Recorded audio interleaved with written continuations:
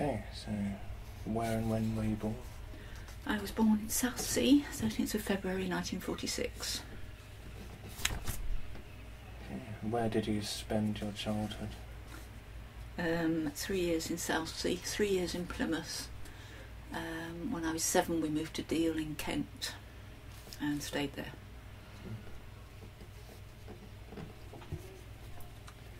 Okay. First I'm going to ask you about teddy bears. Mm-hmm. Did you have a teddy bear? Yes, although it wasn't one of my own.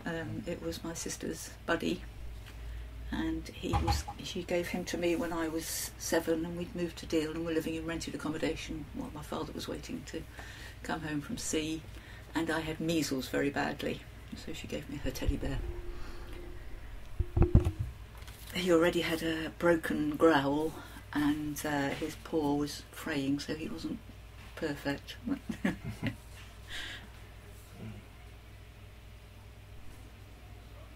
Can you add any details about age or the manufacturer or anything like that you might know about it? No, I don't know how long she'd had him. She was 7 years older than me, so it was probably at least 5 years before then.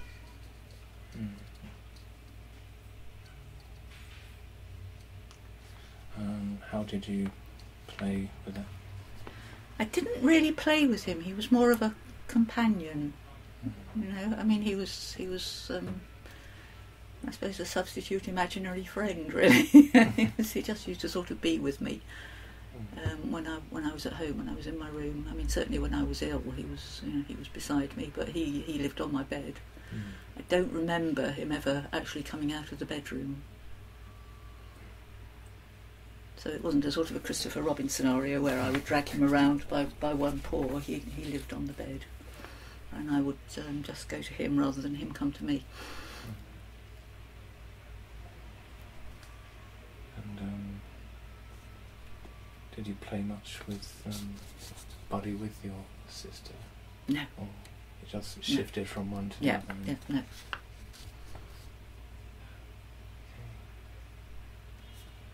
How do you feel about him? That Buddy? Oh, well, he's got a lot of memories invested in him. But actually, the strongest memory is the measles, which was quite scary, because there was a lot of whispering outside the door and curtains being pulled and so on. Because measles was quite a serious thing in those days, and it affected my eyes and all sorts of things. And I was quite scared. So it was quite nice to have Buddy there, and my sister being nice to me. So that's really what's invested in Buddy.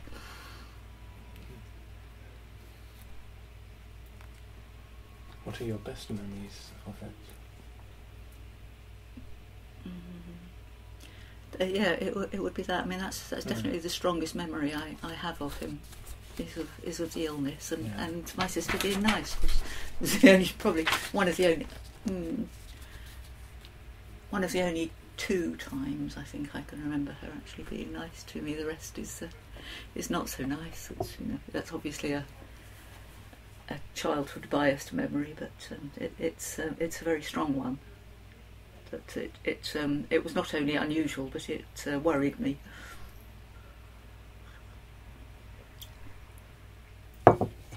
So when I look at Buddy, when I see him, that's what I can see. I can actually see. I can visualise the bedroom and the drawn curtains and hear the doctor and my mother whispering outside the door. It's very powerful. Okay, unless you've got anything else to add about Buddy, I'll move on to dolls. Did you play with any dolls? I had a doll. My father brought it home from abroad. I don't know where, I'm afraid. It was as big as I was, and I was terrified of it. And I think he must have been very disappointed, but I can remember trying to play with it, but I didn't like dolls and I didn't really know what to do with them. And then a finger got broken off. It was a very soft material. I say it was a big one, and it was dressed, curly hair, eyes that opened and closed. I tried to play with it, but no, He disappeared.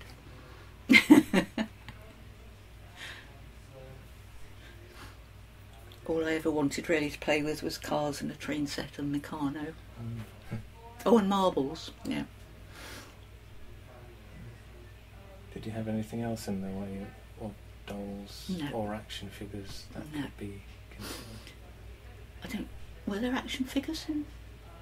I suppose there probably... Or anything that could... Or anything that you would define as doll or action figure? No, nothing.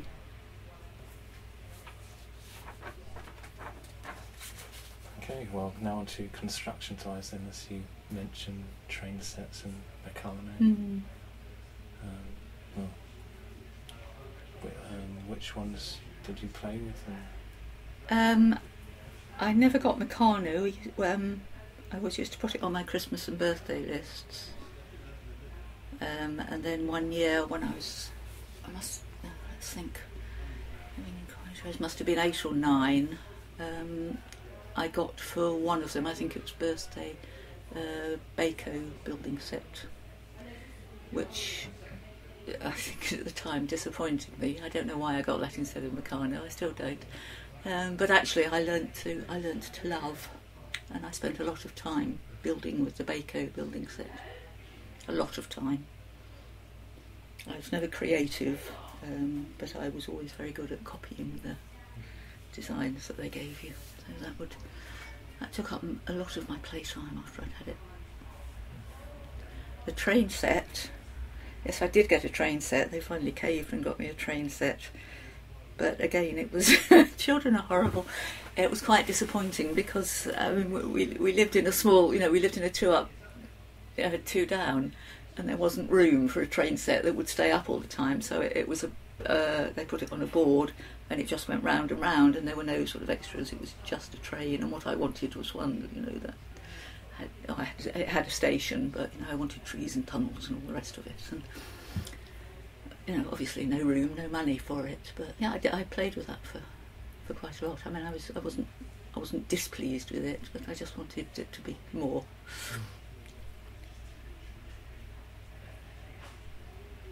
Double O gauge.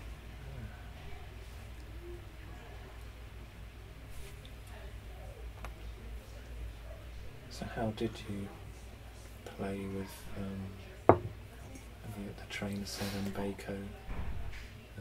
The Baco, I just used to build actually the designs that came with it. It came with a booklet of various designs, and I would build those because I just didn't have that sort of imagination that I could design my own. The train set in the living room, as I say, it was a 2-down. The front room, still in those days, tended to be kept for best, and it was where the piano was. The back room was where the radio was, and where we would sort of read and sit and live. And it had a paisley rug. It wasn't a lot bigger than this room. It had a paisley rug, and the paisley I made into a town for my marbles, and the marbles were the passengers and the people, and the train served that town. So I used to be on my stomach on the paisley rug while everything else was going on all around me, and I would, that was my world. So how do you feel about the train set and Baco, as you felt you weren't being overly imaginative or creative maybe with them? What did you feel you got out of? Oh no, they engaged me. Yeah. Even though it was the initial presentation of them and the opening was a bit woo, that's not what I wanted. As soon as I sort of got into it, I was the sort of child who would literally lose myself in a book.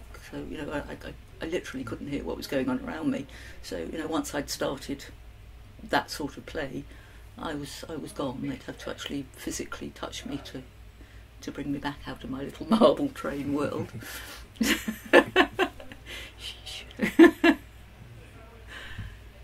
So yes, I was, they fulfilled. The train set probably less so. I probably played with that for not as long because the marbles really did everything that was needed. They comprised the town folk, so the townsfolk didn't have anywhere to go because the train set didn't go anywhere except round in circles. So that didn't last as long. That I probably only played with that for a few months. At the Baco, I played with for a good few years. So as time went on, did you ever continue to wish that you could play with Meccano or anything like that? Yes, yeah, I suppose there's no reason why I couldn't now, really. I've got work and all the rest of it. But, yeah, no, I've always... and a train set, but not dolls. Yeah, no, I always hankered after Meccano. I just like the whole look at the thing, the concentration that's needed to put it together, and I suppose the infinite possibilities, maybe. What do you how do you feel about the some construction toys and your lack of interest in dolls and favouring Meccano and that sort of thing, and how that might relate to expectations of what each sex would play with and so on? I think it's interesting, given what I know of my parents, that they actually gave me the construction set and the train set. With hindsight, it didn't seem strange to me. I didn't feel as if I was different from the other girls, because I really, when you move around a lot when you're little, you don't really build up close relationships with people. I mean, no internet, you couldn't write at 3 when you leave your first town, and so you couldn't write letters. So I didn't really have anything to compare myself with other than my sister, who was 7 years older than me. So I wouldn't have expected her to be playing with dolls. So it didn't really occur to me until I was, pretty much an adult, that actually they were quite unusual. Or might have been quite unusual, I still don't know. But I wasn't. I was a solitary child, so it didn't. I didn't sort of notice that other girls were playing with dolls particularly, because I didn't really know any other girls that closely. And my closest companion was my cousin, who was a boy, so he had stuff probably that I played with as well. Although we used to play together more, cowboys and Indians, that sort of thing. Do you feel you played more with your cousin than with your much older sister? Yes. Was it just the one sibling? Yes. I didn't get to know my cousin till we moved to Deal when I was 7. So I had one friend until then in Plymouth, where I was until for 3. It was roughly every 3 years my father was posted somewhere else. So from 3 until 7 I was in Plymouth. My friend there was a girl, but she was deaf. So in those days, if you were deaf, you didn't learn to speak either. So it wasn't. She wasn't exactly. And she didn't play with dolls or anything. We used to play together, and always, always had to keep in her view and so on. And the only thing I do remember playing with there actually was ornaments. I used to take the ornaments off the shelf, so it was never. It never seemed strange to me that there weren't dolls around. So did you always feel that playing with toys, or especially construction toys, was, as you said, a very solitary activity, or did you ever particularly seek out playing with your cousin or anyone else? No, I used to play with him when we went round there. It was always arranged. And occasionally my mother would arrange, other... She belonged to something in those days called the Friendly Wives, which was a service institution for the wives of the men who were on board ship. And obviously they all had children, but I can't remember ever doing anything other than sitting next to my mother on those occasions. So yes, when we went to visit my aunt, once we moved to Deal, I used to play with my cousin, and if he came to us, I played. But it wasn't a case of seeking each other out to play together. I'm much happier playing on my own. Still am.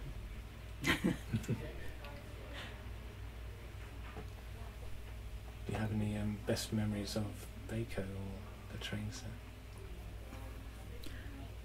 I think probably the best memory of the train set was first setting it up, because once it's gone round once, there's not much more you can do with it, really. The Baco, no, I mean, it's just long afternoons, sort of spent after school, probably. Just working through I from the beginning of a construction to the end and seeing the final thing, and that was very satisfying, I remember. And then I would show it to my mother and take it to pieces and maybe start on the next one, but by then it was probably time for whatever, supper or homework, or there's no particular things I can remember. I can remember making.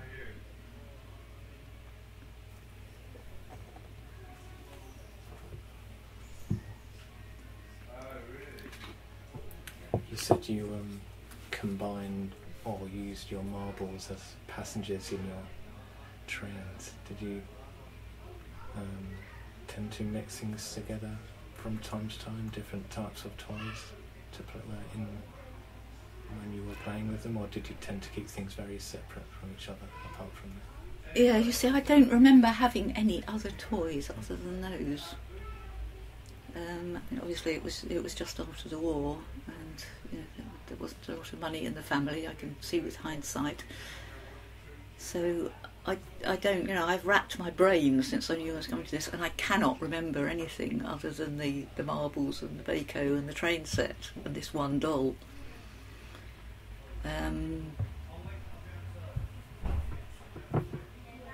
Books, I mean, I learnt to read when I was 4, and it was always books. It was never, that was always basically what I wanted to do. And some things on the wireless, like Journey into Space and that sort of thing. So, I couldn't dredge up from anywhere any other toys that I played with.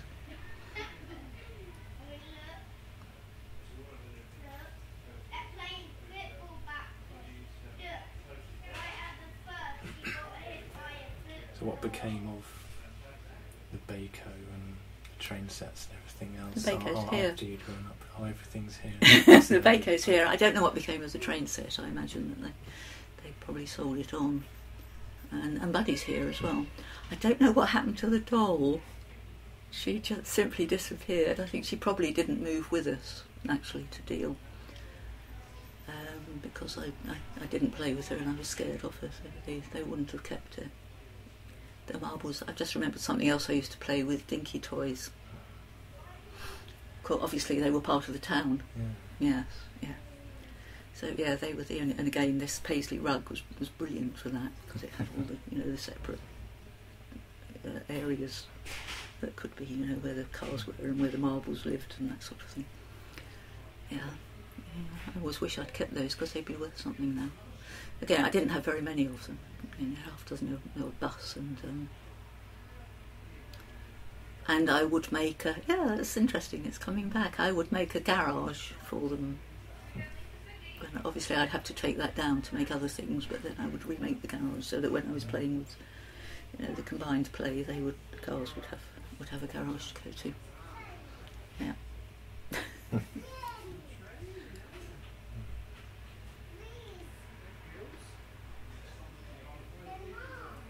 Are there any other memories of bears, dolls or construction toys? No, I just, I wonder how I knew about Meccano, because there wasn't a huge amount of advertising, so I must have seen it somewhere. I probably saw it in shops, actually, to think of it. Because my mother got a job in a department store, so they would have had a toy store, a toy area.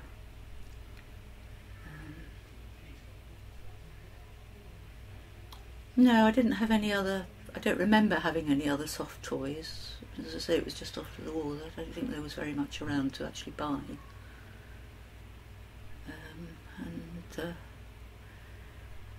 The dinky cars, which I just remembered, I didn't have very many of, because